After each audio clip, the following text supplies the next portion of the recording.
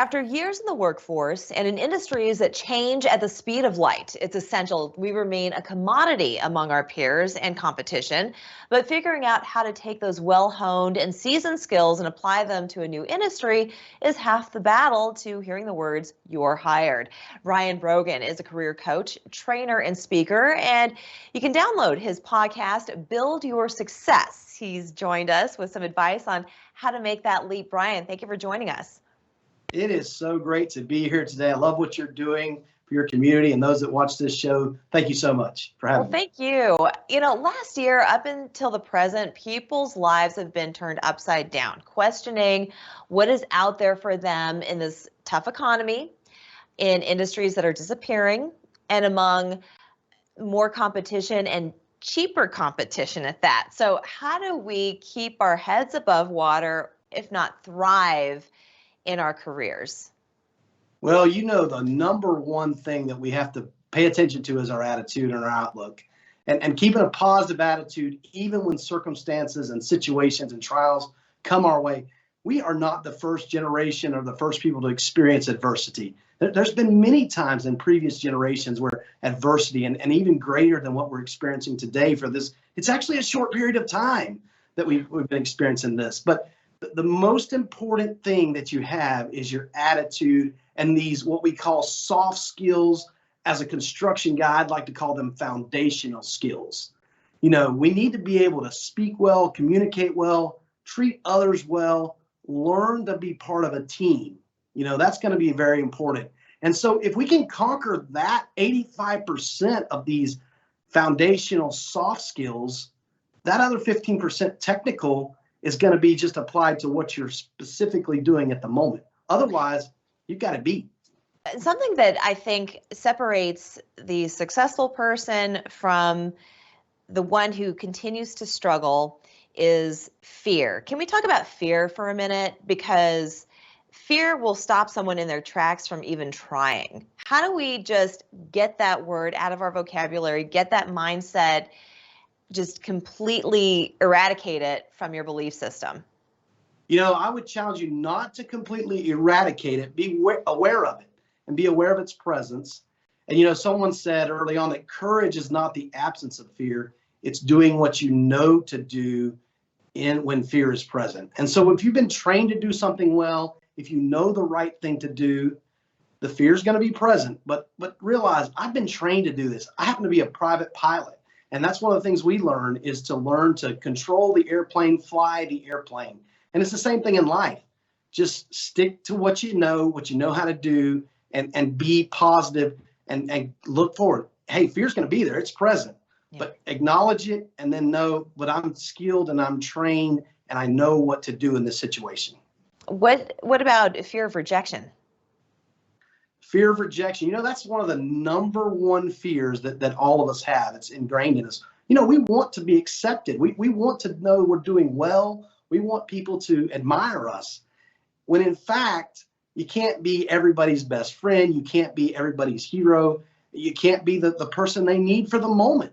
So share that with others. And so when you are rejected, help someone else to step in and fulfill that need for someone else if you're prepared for that. So that's this connection, and having connections is very important.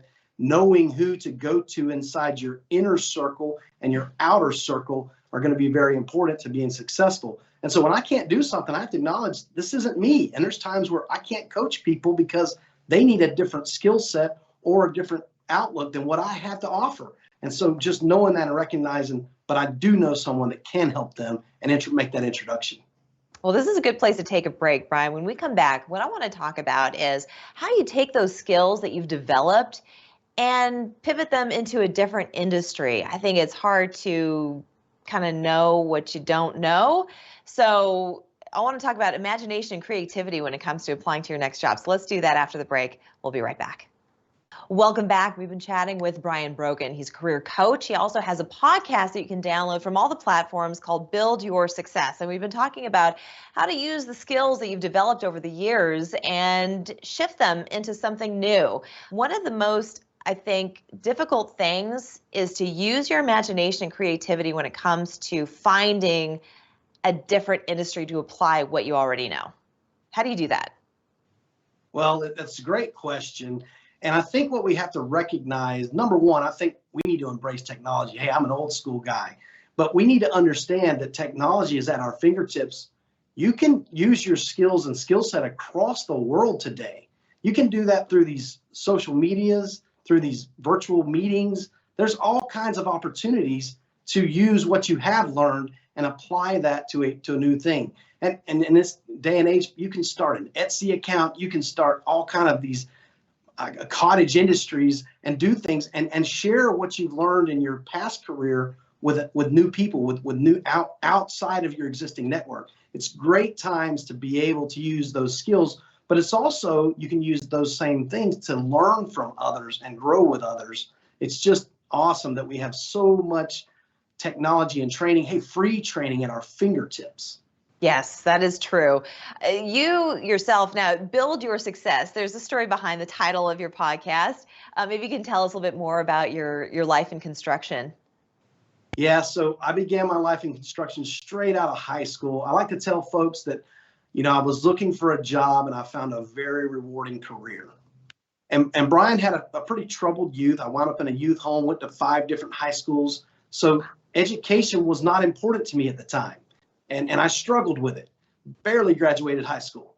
And so after I got into the construction field and started becoming a supervisor and had to learn construction math, had to do estimates, had to start writing bid letters. A guy that hated English had to write bid letters.